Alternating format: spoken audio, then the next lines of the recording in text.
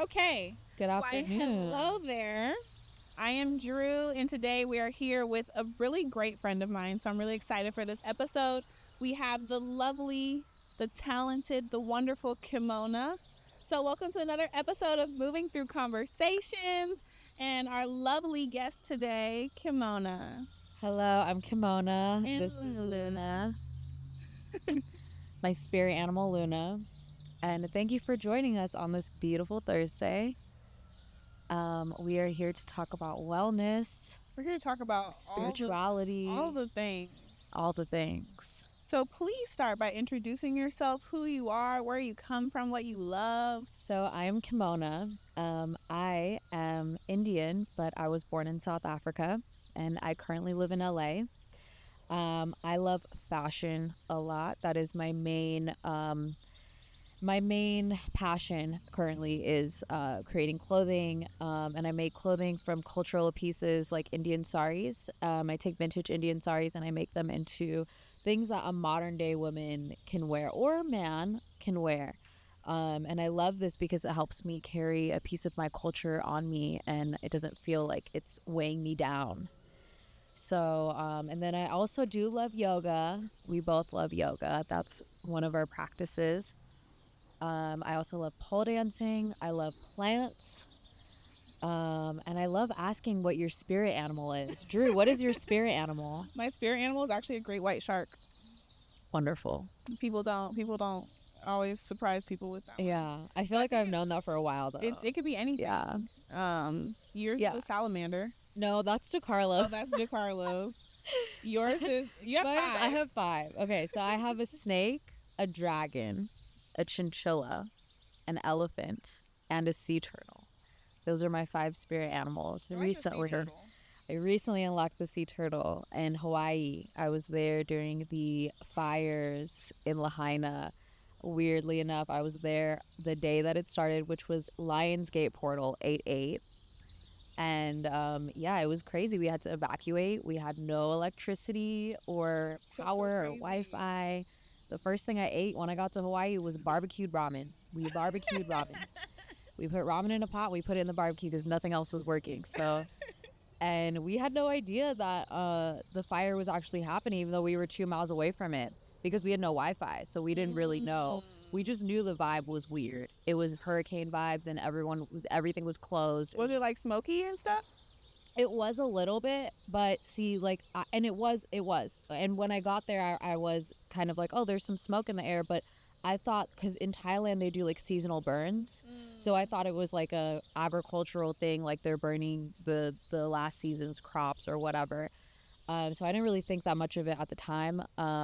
But later on, the day after the fire, I was swimming in the ocean and I had seen just herds of sea turtles, like probably 15 sea turtles in like 2 hours. And I was like, this is really weird. Like, I've never witnessed this. I guess that's just what Hawaii's like. It was my first time in Hawaii.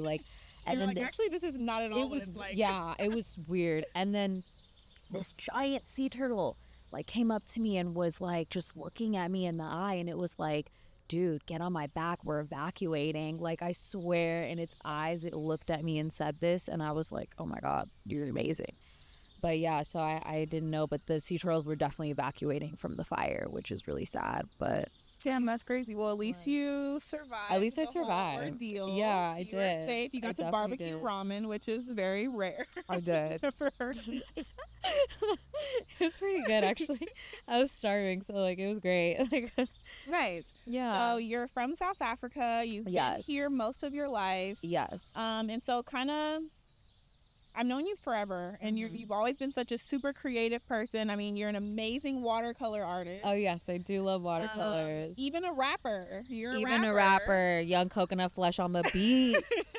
What? So what do you feel like brought you to this place in your life, I guess, kind of being able to express yourself so creatively and always be into different types of creative projects? And well, okay, so I think even just my essence is my mom was a fashion designer and my dad is an architect, so they both were the artsy Indian people of their village, and I think that they both had the idea of let's go to America, and so they kept feeding me that like from a young age of like, let's go to California specifically, because they loved the vibe of California.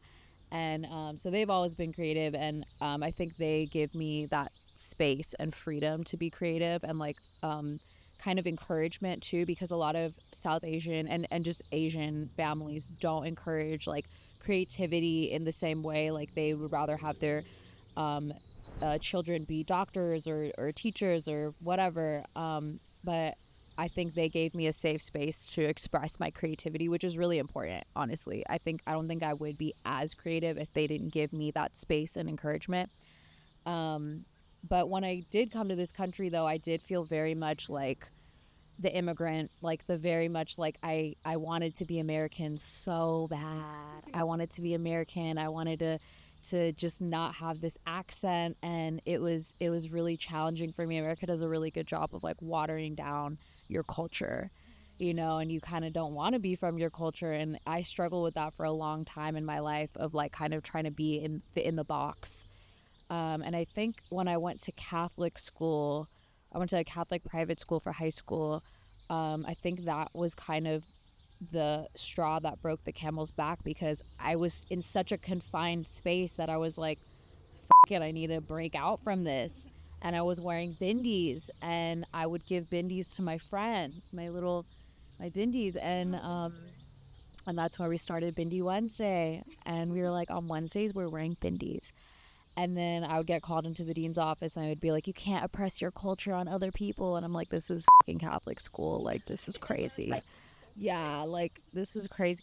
So, but so I think that's where it kind of started, because I was studying Christianity so much. I was like, okay, maybe I should study my own religion. And it made me kind of philosophical about my own roots and my own religion. And it kind of pushed me in that way, which I'm really grateful for.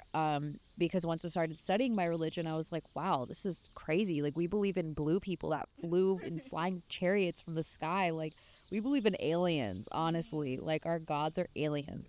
And so once I started like tapping into that, it's such an infinite bank of like creativity and spirituality and just divinity. So I never stopped, Do you recall like a specific moment or experience that you were like, okay, I need to go this direction instead of, because I feel like a lot of times, a lot of immigrants I know, they're like full into American culture or they're fully into their culture. It's kind of hard to find a middle, but I feel like you've done well at finding a middle. Yeah. So do you kind of remember when that happened or when that felt important to you? Are we allowed to talk about drugs on here? Or Absolutely. Like... Okay.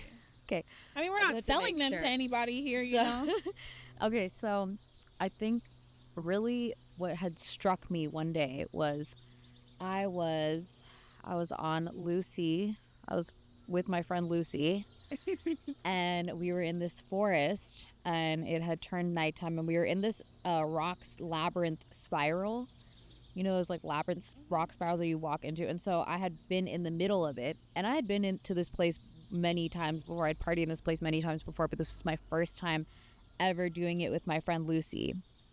And so I was just feeling the stars like literally rotating around me, like an orb around me. And I went to tree pose, like in the middle of the spiral. And I was like feeling this electrical current coming from the earth and channeling through my body and like into the universe and into the stars. And then the energy would feed back from the stars into my body, into the earth. And I really felt this so much, with like deeply resonating within me. And I really was like, what is this feeling? And I kept chanting Om. And it really like helped me ground the feeling. And later on, I had looked up the definition for Om, and it's 3 syllables, OHM, like Om. And so those 3 syllables actually stand for your connection with your body, the earth, and the universe. And I think I felt that definition when I was with Lucy. That moment it was like surreal. And I think after that, I started tapping in more to like what the meaning of each word, of each syllable, even of each phrase in my culture. And you just find so many infinite things, and I think that's where it really tapped into my other side of my psyche, had like opened up to that. And so I just was changed after that. I was definitely different. First time I ever met Lucy, I was with you, and I remember we were like doing yoga in somebody's kitchen. We used all of their soap to blow hand bubbles. Oh, yes. And we were drawing on their wall with chalk.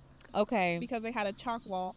But I remember on the floor and doing whatever, we had started talking about Plato's cave allegory. Oh my gosh. That's my favorite. That was it. That was all I needed. That's my favorite. The next day, I was like, have a passion, have a dream, have a mission. Yeah. You know, I have to unchain everyone from the cave. Because they're all asleep in this cave right now. Like, if you don't know Plato's cave allegory, you need to go look it up because it's phenomenal. And I don't have time to really dive into it today. And maybe you're not in the right space to really dive into it today because it's a lot. It's a lot of information to take in. It is. Yeah. The first time I heard that allegory, actually, I didn't really understand it because it was in high school. It was before I met Lucy. But once I met Lucy, I understood it so much more. So that was, I love Lucy. Nice. I love Lucy. What if that's what that show was really about? Maybe. Because she was not right. Yeah. Nice. But yeah, finding that middle balance with your culture and like being westernized is it's a very special like talent to have because a lot of people I don't think know how to like tap into that, and I think that I found I think that, you know what, colonization kind of did it to me. You know what I mean? Because like we wouldn't really be here experiencing this dynamic if it wasn't for colonization. So like even though it was like a terrible thing that happened, it was actually kind of like. Sorry guys. No, you're fine. That's what I always like during this thing. We always have it in like places where life is happening, and that's it. Yeah. The dogs are doing what dogs do. We're outside. It's their thing. So, but yeah. So you were saying something about colonizing. Yeah. So I think it's just really ironic how we kind of colonized them in a sense, because if you think about it, okay. So I'm gonna start with the Indian aspect of it because I'm Indian. So my people I'm 5th generation South African. So my great grandfather was put on the British trade ships from India to South Africa, and they brought the Indians there to enslave them, and that's a whole nother story, but that was like the origins of how my people got to South Africa. And then they did the same thing in like London in Britain. They brought Indians there to like work, but it's crazy because the national dish of London is chicken tikka masala. So like it's just crazy how they took our culture. They took us there, but our culture is so strong that it followed us and colonized them.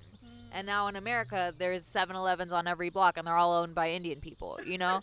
So it's like... You know, in Canada, it's like 7-Eleven is like they have like stadiums, like 7-Eleven sponsored stadiums. Really? Yeah, like 7-Eleven is like super popping in Canada. I didn't know that. I mean, it makes sense. There's a lot of Indian people there. But they have a huge Asian population. Yeah, there's a lot of Indians in Canada. My aunt lives there, yeah. And then, okay, but then also with the black culture, for example. So the black culture is here through like the diaspora, right? Am I saying that right? Diaspora or diaspora? Everyone says it different. Okay, so they were brought here. You guys were brought here not knowing what was going to happen, not being able to bring anything, any piece of culture or any like piece of your history or anything with you, right?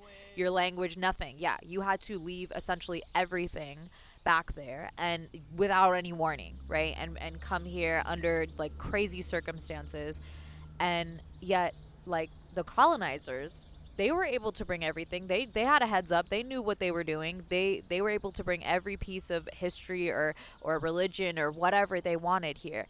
But however, the biggest culture in America is Black culture. Everybody loves Black culture here. But I think that just goes to show, like, the colonizers, they didn't really have much to begin with. Yes. So they were going around and stealing everything Yes. from everywhere. Even, Yeah. like, they didn't have no resources. They couldn't really grow food like that. Yeah. They didn't really have, like, seasonings and Yeah. all this stuff. So they get there and get some chicken tikka masala, and they're like, no, this is our state dish. Yeah. This is our country's favorite meal. Literally. Yeah, but I think like, it even just when you hear about, like, different fruits that, like, black eyed peas, watermelon, fried chicken, like, all of that came from Africa. People brought it over. Right. Yeah. So yeah, Yeah, you're I right. think it just goes to show how strong like our cultures are, even in the face of adversity. I think especially in the face of adversity, we rely on like that sense of community and culture to like get us through the hard times.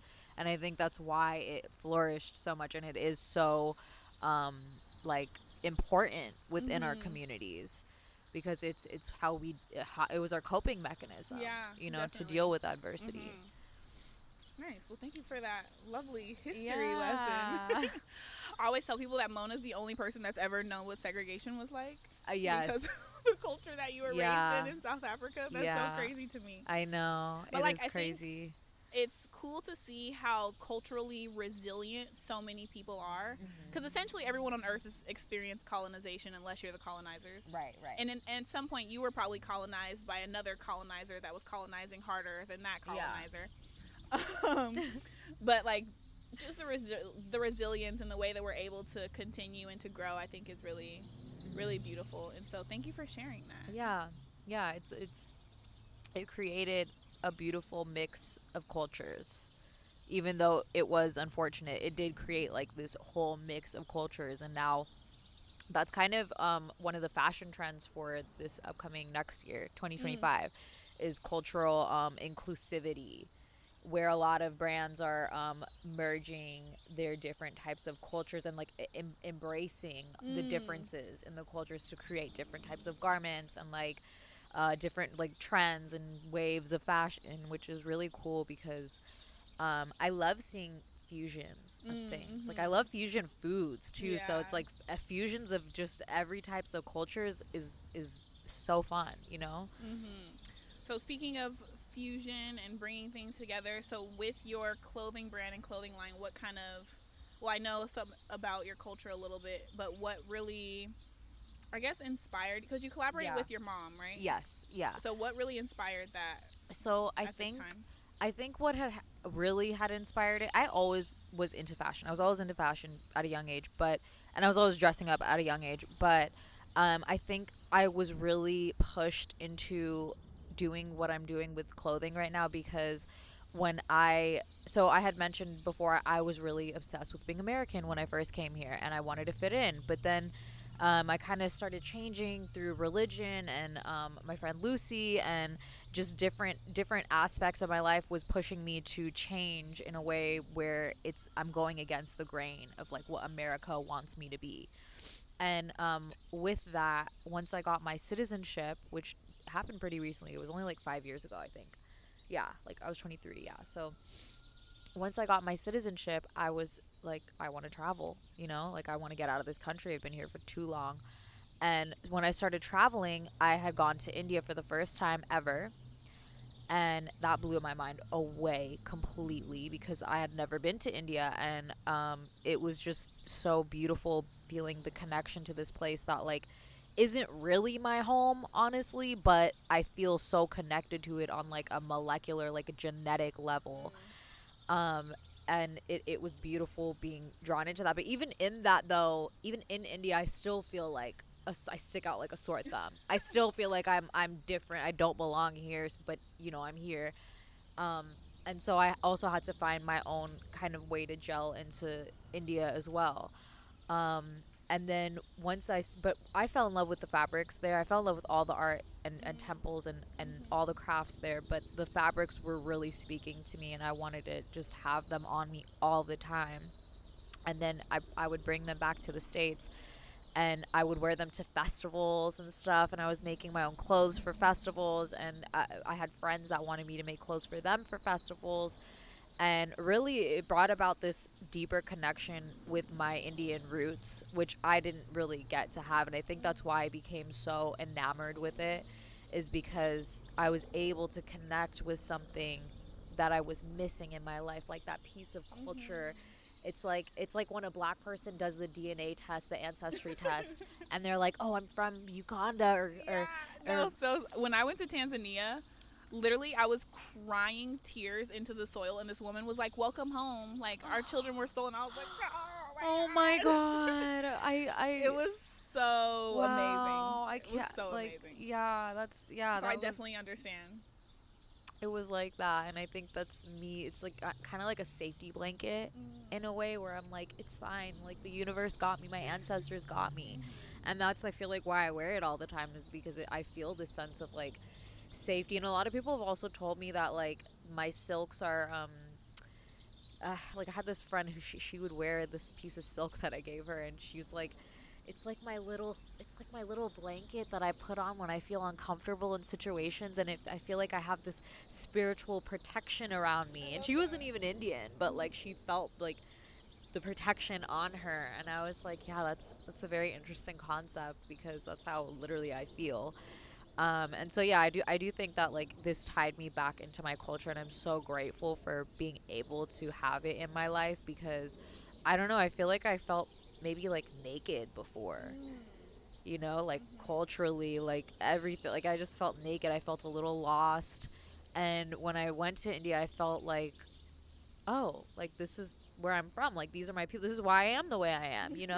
And I would find like shapes, like geometric shapes, like the one, the Metatron's cube that I have on my back. I would find shapes in India like that are like that, and they had them on necklaces, and all these different like patterns of these geometric shapes that I've always been like obsessed with. And I'm like, oh wow, this is probably the reason why I'm obsessed with it, is because it's from here. One time I was I might have just been regular, but I can't be too certain. But I was in this Chinese restaurant, and they was saying like ancient fortune symbols. Okay. And I was like staring at them, and I was like looking at them, and I was like, why are these symbols important? And then I thought about like what they mean and what they represent, and like our ancestors used those symbols during that time. And so now when we're attracted to certain symbols, when we're attracted to certain things, I feel like that's the DNA of our ancestors kind of recognizing something they left behind to either leave us a message or let us know that you're good and things are okay, or whatever message they're trying to send to you. And so I feel like finding symbols like that, or even seeing sacred numerology and stuff like that, it's really like your ancestors like, it's good, I got you. Like, I know you're struggling today, but you see this 333 right here, you see this 777, I got you. No, I feel that. I think that's really dope that you're able to do that. Symbols are really important. I think like I read somewhere that religions are like a collection of symbols. Like a lot of religions are dependent on like a collection of symbols. And I see different symbols in that are like similar in different cultures. So like the one on my back, the Metatron's cube, is it's actually a Hebrew name. Metatron is a Hebrew name. So it's within the Hebrew culture, but I've also seen it in Egyptian pyramids, and I've also seen it all throughout India. So I'm like, okay, there's at least three cultures that are like celebrating this symbol, which means something, right? Like, because 3 points in a line makes it infinite. If there's 3 points in the same place, it makes the line infinite. So like even that, using geometry to like logically explain it, it's like that symbol is like, it means something. And then also with the ancestor symbol DNA thing, like I had a friend, Shango. Shout out to Shango. Shout out to Shango, who told me he had dreadlocks at the time, and he would always be dropping his little spirals, like little pieces of hair, and he was like, these are my little spirals. And I think he was the first person who put me onto like the importance of symbols, right? Because he was like, every time I see a spiral on the ground, like I drop my little spirals, I feel like it's my ancestors, like shouting out to me. And then if I see a spiral like in real life, like on a building or at a painting or something, he's like, oh, I'm supposed to be here. Like this is it's like a message from the universe saying, oh, I am supposed to be here. And then in a bigger scale, it's like we're in a giant spiral, like our galaxy is a spiral. And so that's why he was like, yeah, I'm supposed to be in this universe, in this galaxy, in this spiral. So I think like the whole symbolic thing struck me at that point when he had told me that. And I started thinking about what my symbols are. And so now I just collect symbols. And it's like I started my own religion, you know? Because it's my own symbols, and it doesn't have to pertain to just one religion. Like, it could pertain to many religions. Yeah. So yeah, symbols are dope. What is your symbol? I feel like I have a couple symbols. I like the Om symbol. Yeah, I like the way, because I like my favorite number is 3. And so I Oh like that yes, it's like incorporated Yeah. in there. I really like that. Yeah. that's true. That's a good one. I feel like I have a couple different symbols, but that one for sure stands Yeah. out to me. Nice. Well, I think that kind of concludes our time. You've dropped so know. many gems, So much many. knowledge on us. Do you have anything coming up? Anything you want to share? Yes. Any encouragement you want to give to the people today? Yes, I have a couple things. Okay, so on 111, yes, January 11th, I am doing a little event with my good friend Lauren from Sacred Tea Society. I don't think this will be out by January. Oh, 11th. never mind. Psych. Cut that out then. What else Next will I be thing. doing? Next thing. So I will be vending at the markets on Saturday at Artisan Fleas in Venice on Abbot Kinney. So you can catch me there every Saturday. I will be doing a belly dancing event this summer. That's my favorite event, so you guys should come to that too. And just a little word of encouragement: let yourself have time. Be patient with yourself while you're healing, because that process looks different for everybody, and you have to allow yourself to forgive your own self. That is harder than forgiving other people, is being able to forgive yourself. So I hope you have a very healing year coming up. And That was so namaste. beautiful. I needed that. Yeah. I Thank said it because you. I needed it. I love that. Well, thank you so much, Kimona, for your time, for your energy, for your love, for your friendship. Thank you for having me on your show, Drew. You're very welcome. Thank you guys for joining us. Again, this is another episode of Moving Through Conversation with Kimona. You can find all of her information down here to buy her clothes, or to buy me her clothes if you want. And again, thank you for joining us, and we'll see you next time. Peace. And cut.